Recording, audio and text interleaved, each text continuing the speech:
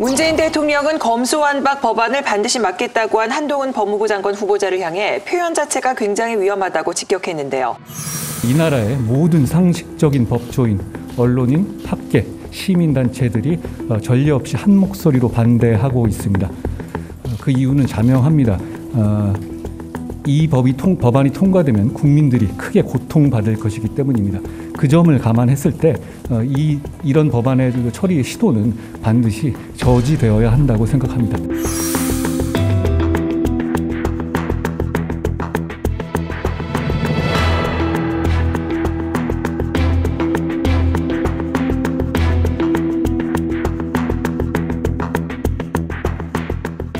대통령께서 괜한 얘기를 하셨다 이런 느낌은 있어요. 그러니까 다른 데는 다 말씀 안 하셨는데 한동훈 후보자를 이렇게 얘기를 하심으로써 한동훈 후보자가 마치 대통령하고 이렇게 말 주고받는 놓칠세라 바로 그 다음 날 직업 윤리와 양심의 문제지 이렇게 얘기하면서 오히려 안 놓치고 탁 받아가잖아요.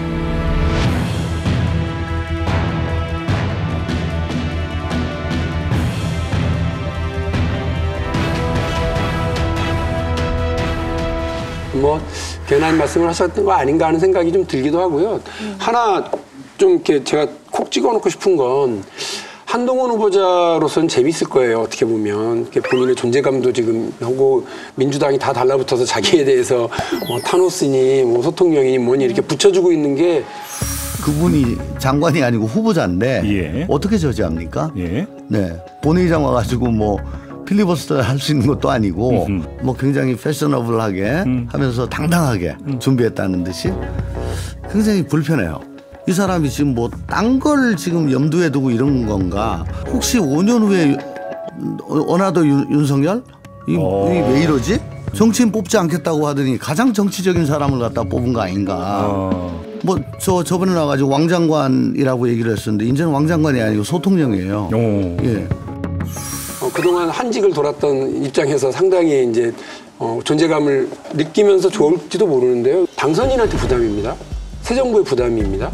한동훈 후보자가 지금 세간의 주목을 받고 차기 대통령 아니야 이런 얘기를 하는 게 절대 이 새로운 정부에 윤석열 대통령에게 부담이 있는 부담이지 좋을 동력으로 저는 형성되지 않을 거라고 하는 생각이 듭니다.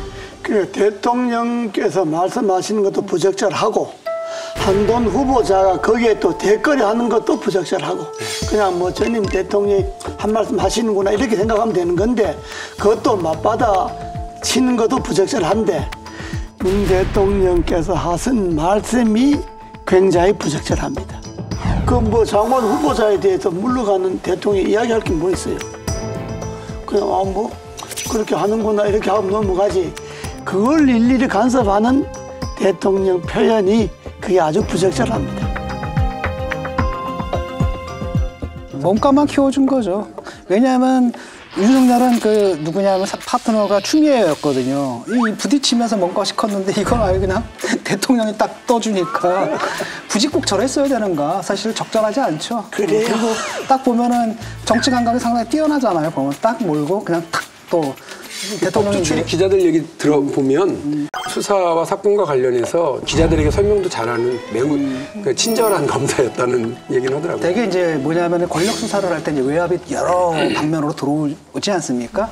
할 때 그 외압을 피해가는 방법이 이제 언론에 흘림으로써 언론을 통해 가지고 여론을 조성을 해가지고 외압을 차단하는 거지 않습니까? 근데 그런 걸 상당히 잘하는 걸로 알고 있어요. 저는 사실 한동훈 검사장의 워딩을 굉장히 좋아했었어요. 과거에는 물론 지금은 이제 법무장관으로 지명되고 나서는 가능하면 정의는 소리를 내지 말아야 된다 이런 입장을 가지고 있습니다만은 과거의 워딩 가운데에서는 기억나는 워딩들이 제법 있는데 대표적으로 기소 전까지는 수사 정보를 공개해서는 안 된다. 이것이 통과되자 국민이 알 권리가 늦게 알 권리야.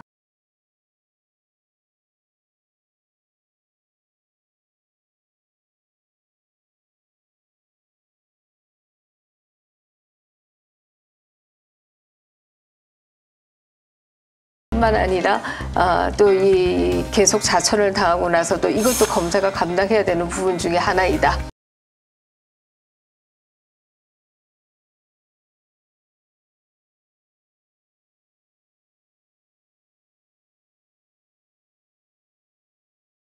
이런 식의 워딩에는 굉장히 탁월한 부분이 있다라고 하는 생각을 하고요.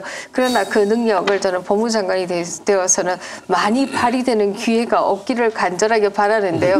그런데 가만히 안 두는 거예요. 지금 문재인 대통령이나 민주당이나 다 가만히 안 두라라고 하는 것이 네, 이것이 정말 문제가 아닌가.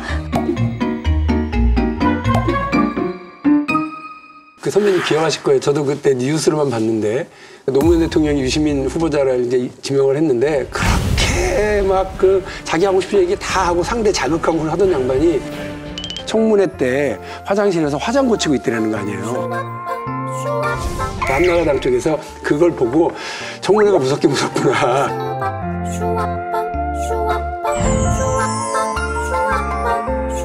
그렇게 조심하고 몸가짐을 하고 이렇게 청문회를 가는데 굳이 뭐 이렇게 벌써부터 진영이 한 대표자인 양 이렇게 정치권을 자극하고 그럴 필요 없죠. 네, 그 민주당에서 가만 놔두지를 않을 것 같아요. 또 저희 탓입니까? 네, 왜냐하면 상징적인 존재이기 때문에 한 번은 대통령이 되어 있고 그러니까 상징적인 존재고 국회에서 이제 한번 다뤄볼 수 있는 유일한 인물이잖아요. 그렇기 때문에 저는 기대하고 있습니다. 왜냐, 제가 볼 때는 이거는 윤 당선자의 그 의지가 굉장히 굳거든요. 어떤 일이 있어도 일단 임명을 시키겠다는 건 느껴져요. 그리고 네네. 사실상 뭐 민주당에서 원래는 그 인사청문회 기준 자체를 몽땅 무너뜨렸잖아요.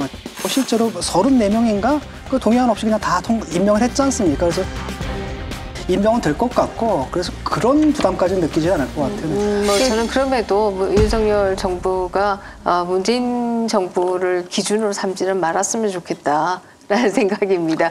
저쪽에서 문제가 있어서 다 통과시켰으니까 우리도 그래도 되는 거 아니야. 사실상 문재인 정부에서 그 인사청문회는 사실상 무력화되었다. 없는 것이나 마찬가지가 되었다. 이런 평가들이 있었는데요. 저는 그 기준을 따라가지는 말았으면 좋겠다. 국민적으로 이것은 아니다라고 하면 아닌 것을 좀 당선인이 받아들여야 된다라는 생각이 들어요. 아무튼 윤석열 당선인과 한동훈 법무부 장관 후보자의 이미지가 참 대비가 되잖아요. 그러면서도 묘한 케미가 느껴지기 때문에 뭔가 이렇게 뭐 보완되기도 할 것 같기는 해요. 대통령 예. 당선인과 이 법무부 장관 저는 후보자의 굉장히 보적적인 관계라고 보는데 네, 예. 윤석열 당선인은 약간 보스 기질이잖아요. 네. 약간 불량기도 좀 있어 보이고 근데 말이야 이러면서 짜샤 뭐 이런 식으로 내가 왕년에 말이야 뭐 이런 식으로 이제 하는 분위기고 이쪽은 굉장히 논리적이고 합리적이고 이렇게 약간 좀 치밀하고 약간 그런 느낌. 그러니까 참모 스타일 이게 좀 강하고 저는 그 인상을 그렇게 받았어요.